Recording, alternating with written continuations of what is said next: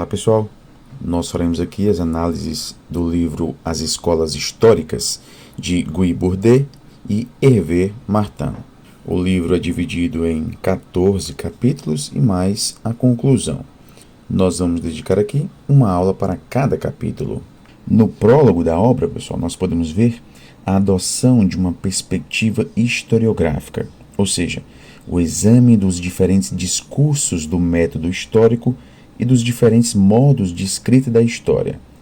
Embora seja costume a gente se deparar com afirmações de que o método histórico não sofreu nenhuma mudança desde Heródoto e Tucídides, parece-nos aqui, sob um ponto de vista diferente, que a prática da história e o discurso que sustenta essa prática da história evoluíram consideravelmente, sofrendo diversas metamorfoses.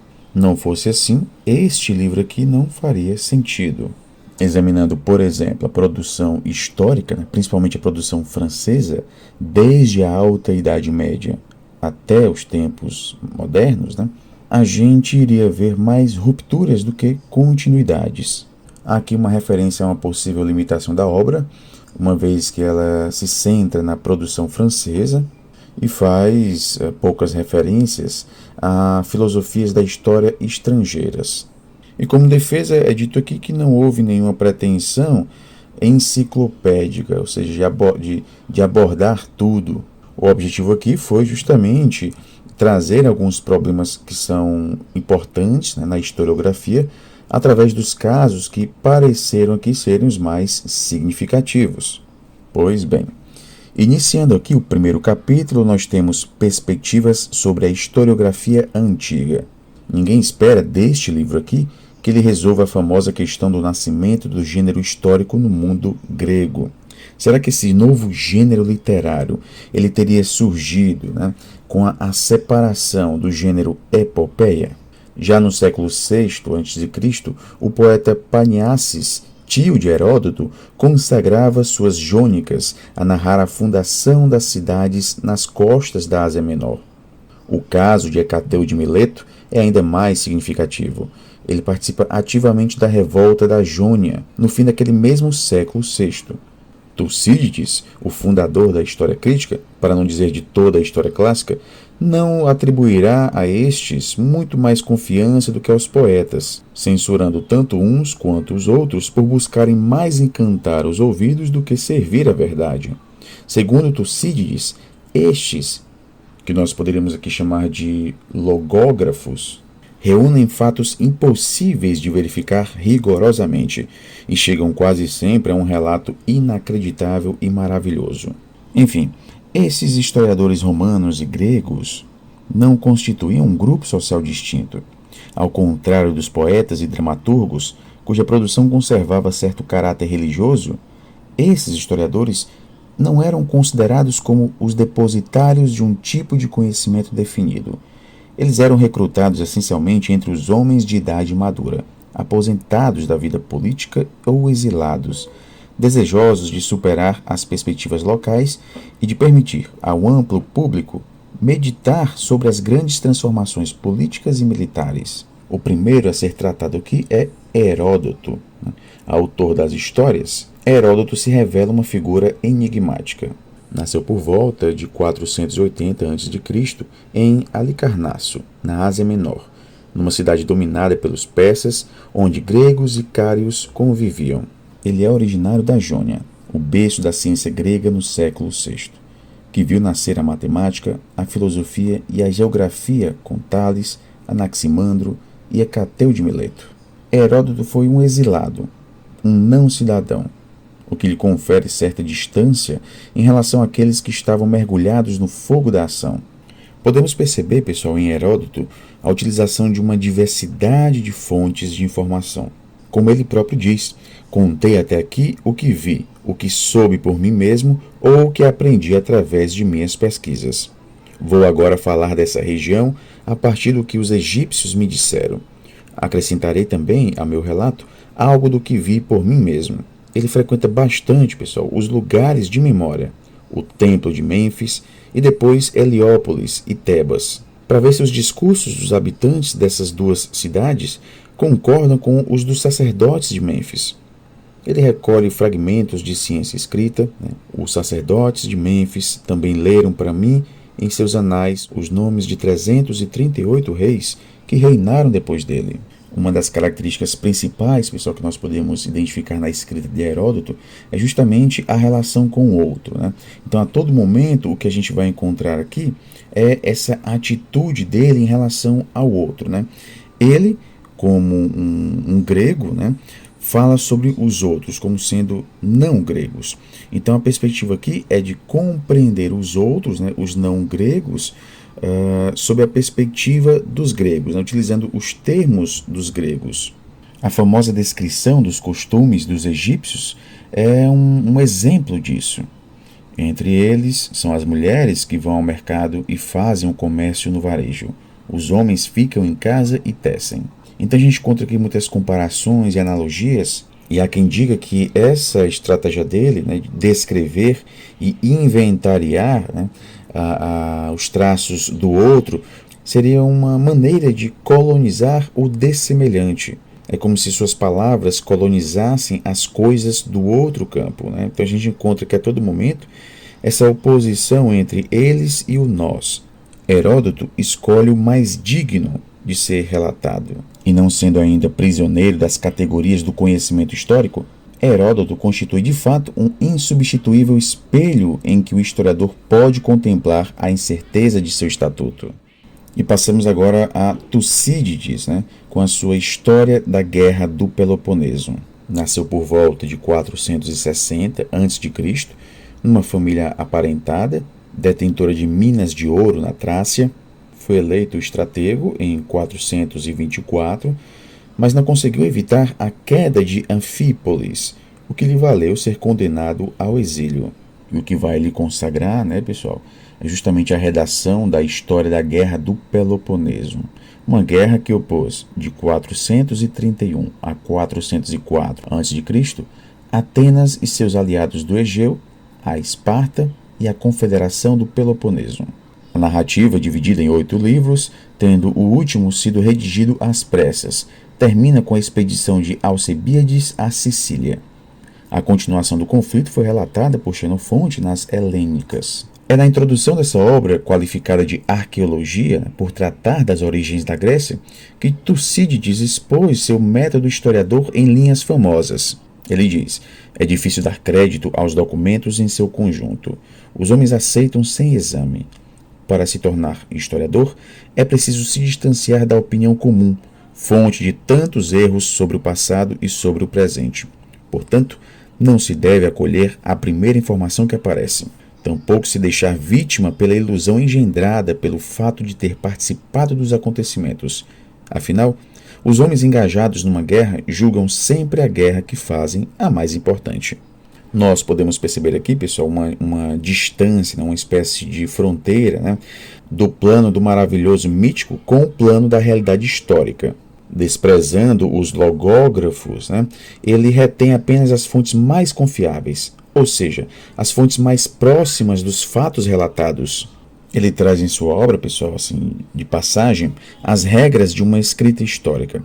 Trata-se de uma verdade em construção, de uma narrativa edificada a partir de um certo grau de informação, que comporta sempre uma parte de não estabelecido.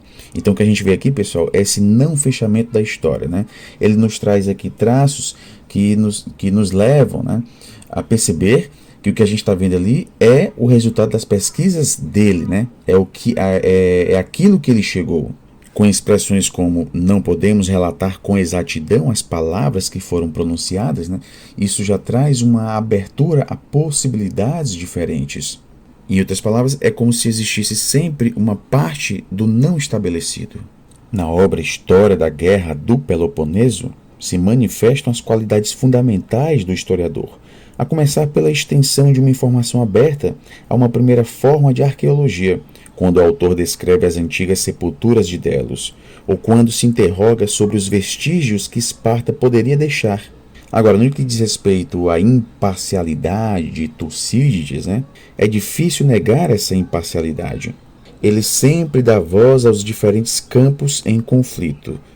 No entanto, Percebemos em sua obra uma certa mágoa em relação à democracia ateniense.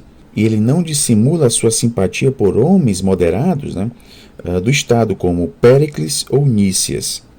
Embora siga geralmente a ordem cronológica, ele constrói em realidade uma demonstração na qual os fatos ocupam a posição de argumentos no raciocínio. Então a gente vê aqui uma coesão de estilo, né? Um raciocínio organizador de sua obra, uma obra muito bem concatenada, rica em ensinamentos filosóficos e organizada com uma rede coerente de signos.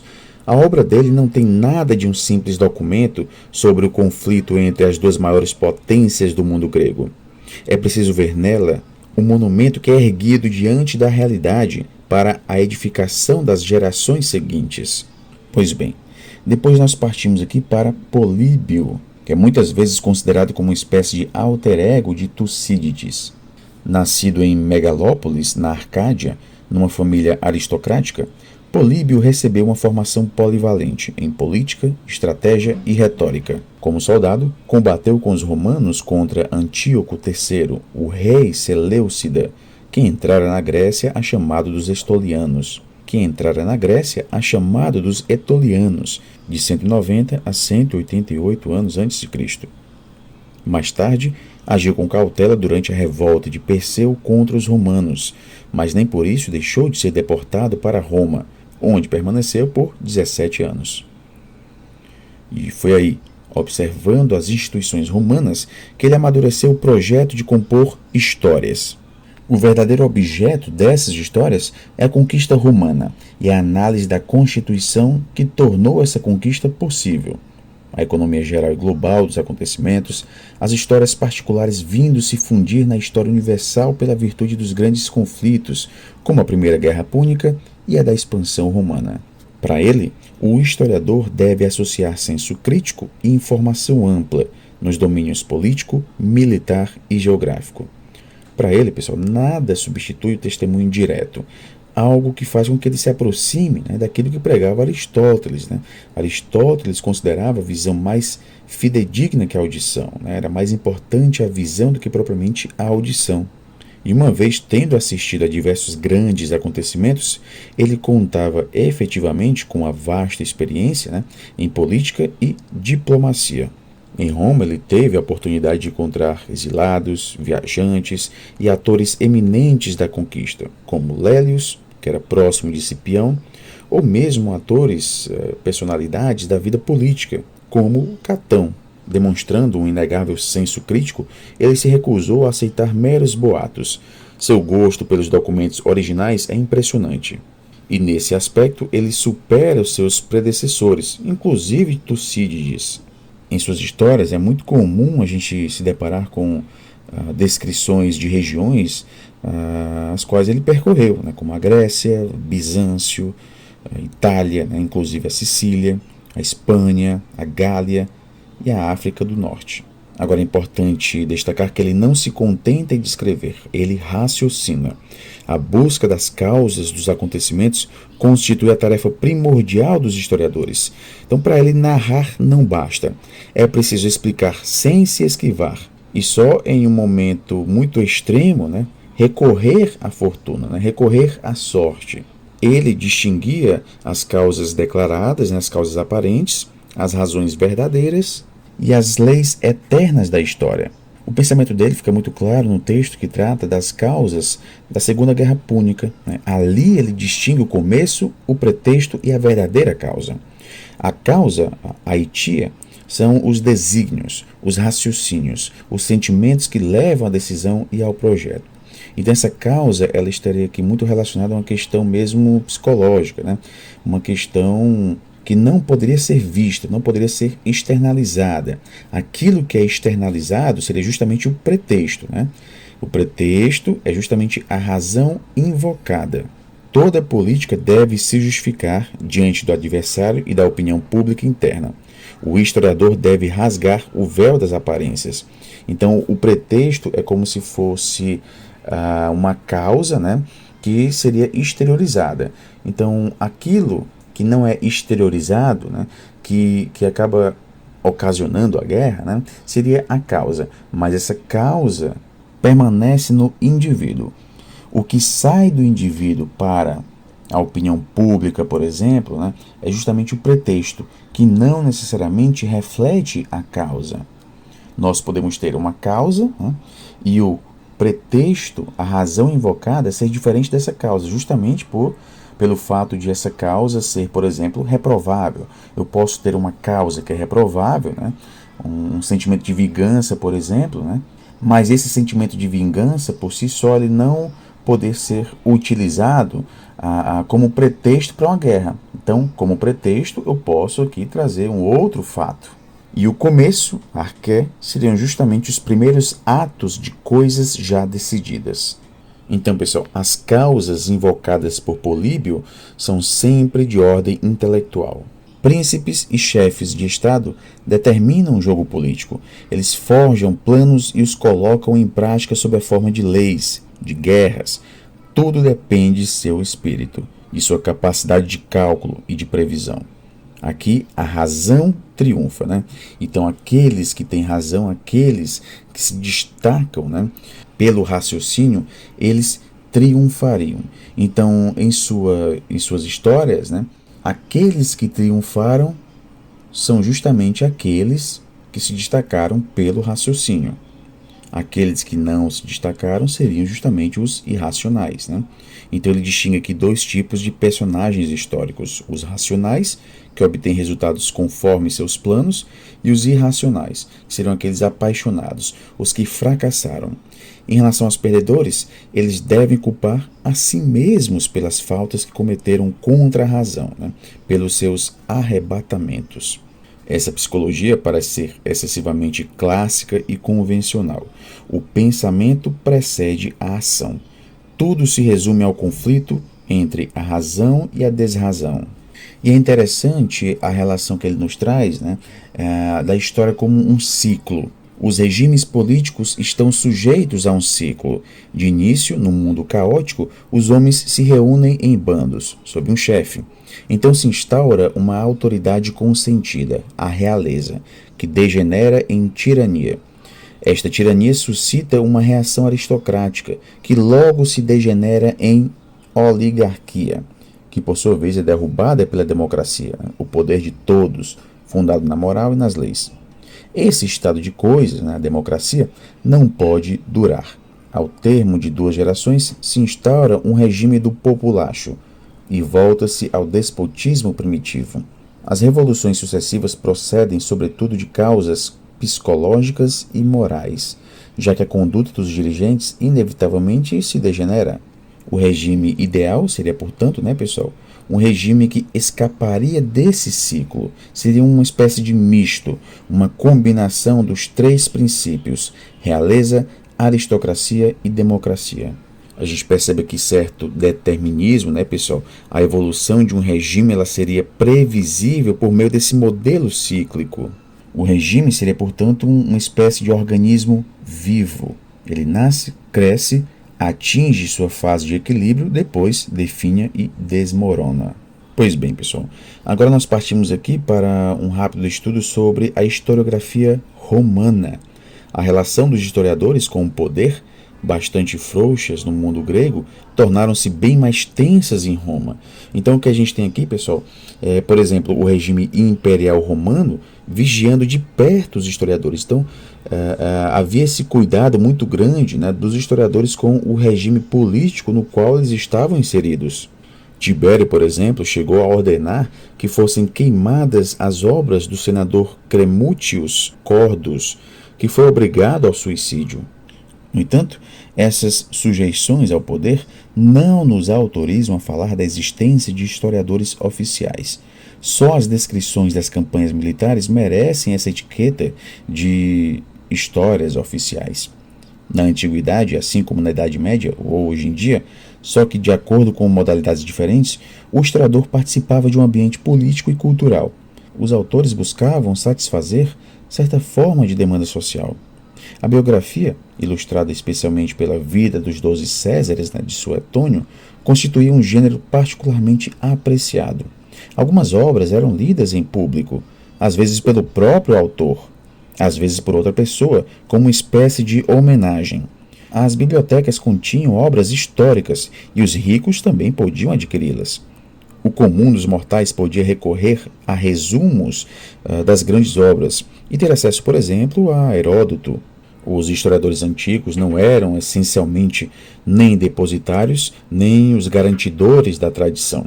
Eles se comportavam, sobretudo, como observadores atentos das grandes transformações políticas e militares que ocorriam em sua época. Os grandes historiadores, de fato, escreveram sobre o passado próximo, como Salustio, relatando a guerra de Jugurta e a conjuração de Catilina, né? Ou, caso você tenha interesse, poderia ler, por exemplo, em Cícero, né, as Catilinárias. Nós temos Tácito, consagrando suas histórias e seus anais aos imperadores do século I. O caso de Tito Livio, né, é um caso importante, né, um patrício que era partidário de Augusto e vendo na história uma distração dos espetáculos funestos das guerras civis, ele buscou narrar a história de Roma desde a sua fundação. Dos 142 livros que compôs entre 27 a.C.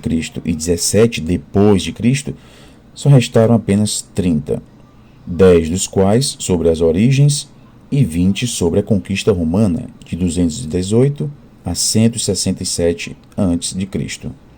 A prioridade atribuída ao passado próximo se encontra, em Amiano Marcelino, que viveu por volta de 330 a 400 depois de Cristo.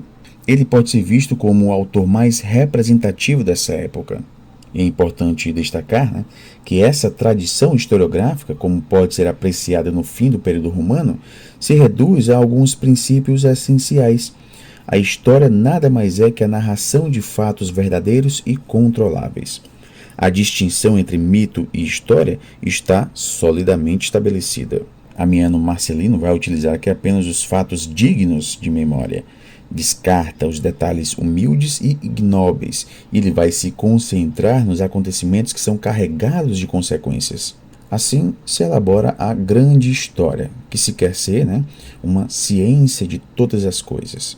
Depois da vitória de Constantino em 312, a Igreja se ergueu vitoriosamente para reafirmar, com uma autoridade acentuada, o modelo evidente da intervenção divina na história, a eliminação impiedosa dos desvios. A história providencial, alimentada de certezas, buscou suplantar a simples narração das transformações devidas aos homens, que era algo tão caro aos autores pagãos. Pois bem, pessoal, para quem tem acesso ao livro, recomendo a leitura dos documentos que são disponibilizados ao fim de cada capítulo. Nesse capítulo específico, no primeiro, como documentos, nós temos aqui um trecho da história da Guerra do Peloponeso, o livro 1 de Tucídides, e também um trecho da obra de Políbio, mais especificamente aqui o trecho em que relata a teoria das causas. Na próxima aula nós vamos abordar aqui a história cristã da Alta Idade Média, séculos V e VI. Bons estudos a todos e até a próxima.